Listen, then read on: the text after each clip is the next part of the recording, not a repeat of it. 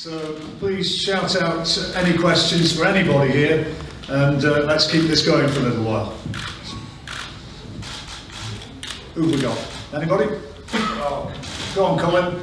Roll back the years. It always used to be this day. It was always Colin Hart who started the press conferences. So, you've seen Amir fight, I'm sure, many times. Do you think it would be better to fight him at southpaw or orthodox? It really don't, man. It just, how the night going? One for Amir?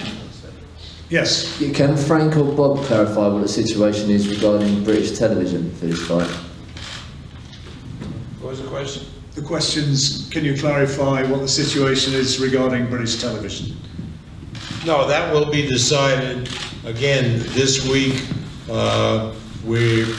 You know, you're blessed in here with great outlets.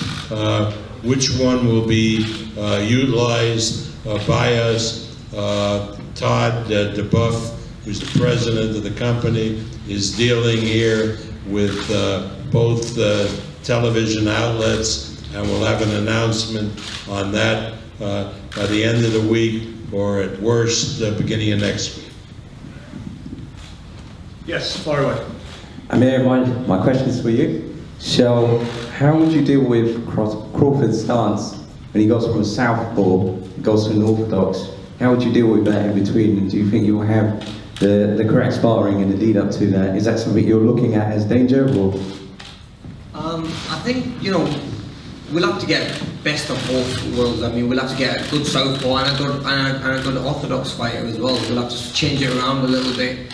We'll have, nowadays, a lot of sparring partners you can get that are switch hitters anyway. So I think finding the ideal sparring partners shouldn't really be a problem, especially in America. There's a lot of fighters there.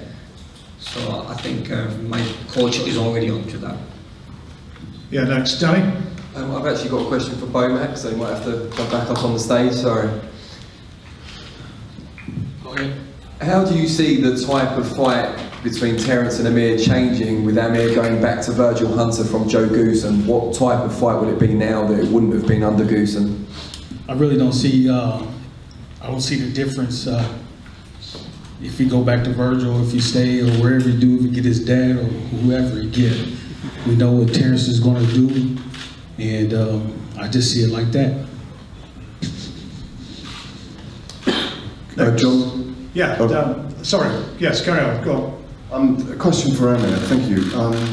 Amir, you know, there was a big negotiation with Bob a couple of years ago, and, when he was promoting Manny Pacquiao, and he might have got that fight. A couple of years before that, there was a big negotiation. We were trying to get Floyd Mayweather. Obviously, Terence is kind of arguably in the top 3 in the world, pound for pound. Is this that fight for you? Precluding the Canelo fight because he was 2 weight divisions above you. Is this the fight for you that kind of replaces those 2 that you actually didn't get in your career? Yeah, you can say that. You know, I was always chasing that big fight at a division, a weight division that I was happy making, and I was comfortable at. So this is in a way a fair fight for me, where I'm fighting someone who's my division, who's probably one of the best per fighters out there. He's unbeaten. Yeah, you know, I mean, we tried to make the biggest fighters in boxing, and obviously that didn't happen. But look, this is the type of fighter I am. I want to be I want to be fighting the best. I want to be mixed with the best. Yeah, and you know, I enjoy mixing it with the best. I mean, Terence is up there with the best. And when I got the phone call for this fight, I couldn't say no to it, because he's got a world title on the line. I'm not fighting an unbeaten fighter, and a lot of people were saying to me, well, you have Kell Brook there as well, but to me, this is probably globally a bigger fight. So are you more lit for this fight than you would have been to fight Kell Brook? Correct. Thank you. Next, please. Anybody wants a microphone? Hold your hand up. Okay, here we go. Question for Brian, trainer. Yeah. You said that Khan has hit his ceiling. Can you elaborate as to why you're saying he's hit a ceiling? And obviously Khan's saying that basically he's going to go into training and he's going to do better and all these things. You don't seem to believe him for some reason. Well, I just look at the type of fighter that he is.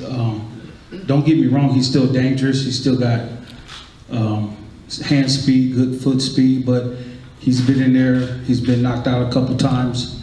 He's been in there with some of the best at a higher weight, and in the same weight. So I just feel like his mentality, his mind mentality, is just hit that ceiling right there, to where if he got to get in the trenches, I think he's just going to, fail at that point.